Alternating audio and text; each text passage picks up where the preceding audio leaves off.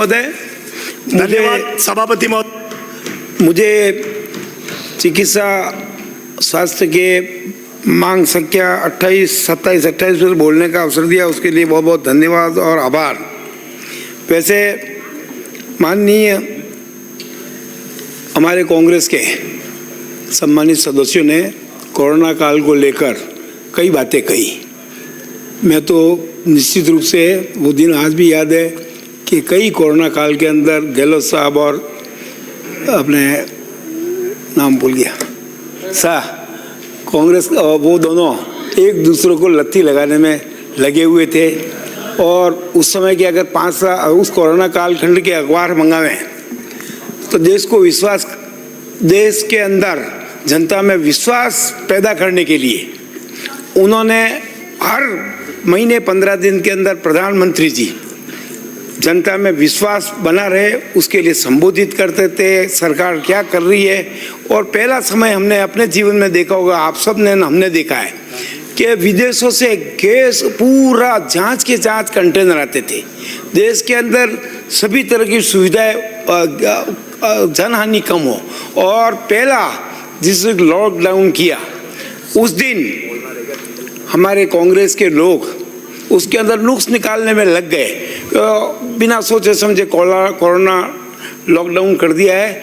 और उसका परिणाम ये हुआ कि विश्व के अंदर 140 करोड़ की जनता के अंदर 10-20 लाख लोग अपना जीवन समाप्त किया होगा।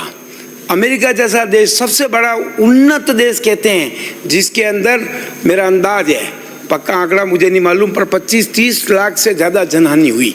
ये आदरणीय नरेंद्र मोदी जी की सूझबूझ का परिचय है। देश के अंदर जब कोरोना वैक्सीन लग रही थी, ये कह रहे मोदी वैक्सीन है। सब कांग्रेस वाले चुपके चुपके तो वैक्सीन लगवाते थे और बाहर आकर कहते थे करो ये मोदी जी की वैक्सीन है। जब अमेरिका जैसे देश के अंदर 2-2-2.5 रुपये में वैक्सीन मिलती थी, देश की 100 करोड़ जनता ने वैक्सीन लगाकर अपनी जीवन यात्रा सुनिश्चित की। ये उस कोरोना कालखंड की सूझबूझ का प्रतीक है। और उस कोरोना काल की वजह से, जैसा कि कहते हैं कि हमारे भजन लाल जी ने कहा कि 25 साल तक आप तो भजन गाओ, नरेंद्र मोदी जी की उसी सूझ समझ का विश्वास जनता का इतना प्राप्त किया है, वास्तव में 25 वर्ष तक भजन ही गाने पड़ेंगे। अब आ रहा हूँ। अरे मैं बोल रहा हूँ, अब आप तो सुना करो, थोड़ा दिन 2-4 साल सुनना है कम से कम।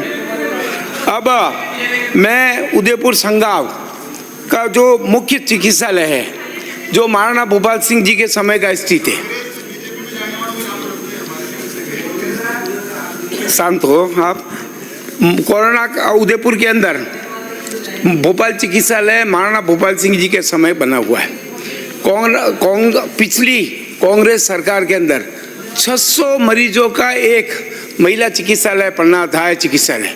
उस चिकित्सालय के अंदर बिना सोचे समझे उस समय 2 मंजिलें ऊपर बना दी, 100 करोड़ से ऊपर लागत आई और वो बिल्डिंग आज बनने के पहले, उद्घाटन के पहले धराशायी और नाकाम घोषित कर दिए। मैं माननीय मंत्री जी से आग्रह करूंगा कि पिछले बजट के अंदर आपने घोषणा की थी कि 60 करोड़ रुपया DMFT से देंगे और 60 करोड़ रुपया हम UIT से दिलवाएंगे। और बीच में पत्रावली चली, उसकी पत्रावली के पत्र मेरे पास मौजूद है और सरकार ने सहमति इस बात की तो बन गई है कि भाई हम 100 करोड़ रुपया, 120 करोड़ रुपया हमको फिर देना है इस कांग्रेस काल के, उसका सजा हमको भुगतनी है। मेरा माननीय चिकित्सा मंत्री से आग्रह है कि उस 120 करोड़ रुपया आप इसके ऊपर राज्य सरकार के ऊपर भार नहीं आएगा, केवल आपको निर्देश देना है। और बजट के अंदर अगर आप घोषित करेंगे तो निश्चित रूप से वह काम अति शीघ्र भारी होगा, क्योंकि 600 महिलाएं जो महिला हॉस्पिटल है उसकी आज इधर उधर भटक कर यहाँ इधर लगाते हैं उधर लगाते हैं। तो मेरा आग्रह है कि ये बजट में घोषित करें। उदयपुर संभाग के तो 7 जिले 9 जिले और उसके साथ मंदसौर नीमच और मध्य प्रदेश के कई जिले हैं, उज्जैन तक के, वो जिले उदयपुर में आते हैं। और उस उदयपुर के आसपास के आज वहाँ मेरा आपसे आग्रह है कि उदयपुर शहर के अंदर जो MRI मशीन है वो एक है, लंबी वेटिंग है, जहाँ लंबी वेटिंग की वजह से इंतजार करना पड़ता है, तो 2 MRI मशीनें आप की घोषणा करें। और उसके साथ साथ USG ड्यूल एनर्जी मशीन जिसकी 50 करोड़ की लागत है, मैं आपसे आग्रह करूंगा कि उनकी भी घोषणा इसके साथ करने का कष्ट करें। बर्नवाड़ के अंदर हालत ये है कि मैं आपको सही घटना बता रहा हूँ कि 1998 में भैरव सिंह जी आए, उसके पहले उस पहाड़ के अंदर गर्मी के अंदर जो मरीज 60% से ऊपर जल जाता था, कीड़े आ जाते थे, तड़पता था।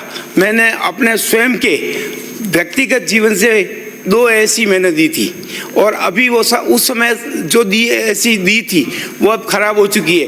तो मैं सरकार से मांग करूंगा कि वो ऐसी लगवाई जाए, और अगर विधायक कोटे का भी अगर प्रावधान अगर नियम है तो मैं स्वयं भी उस विधायक कोटे से भी देने का प्रयास करूंगा।